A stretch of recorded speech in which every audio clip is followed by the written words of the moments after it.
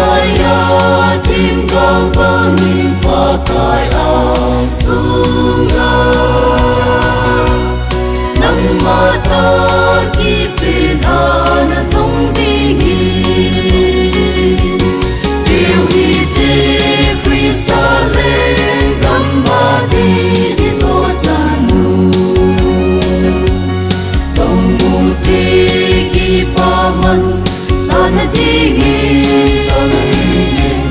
Putuki wapakai ang sungilong di muham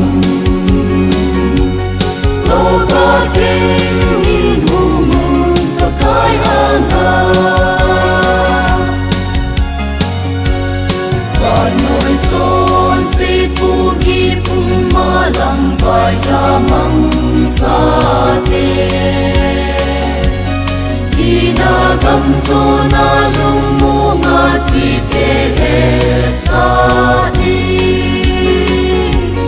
Nalagaw apong pinatane apumpi Patay patinin lamang tanome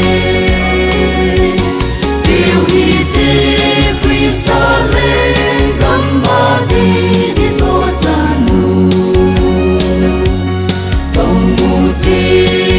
Paman sana dingin Putuki wapakai ang sungilong di muham Lotaking inhumun pakai anga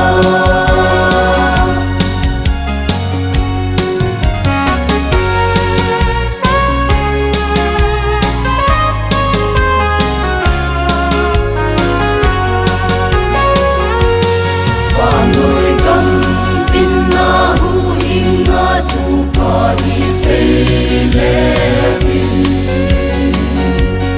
Halo pinatsuhong kilang bosotoy tadi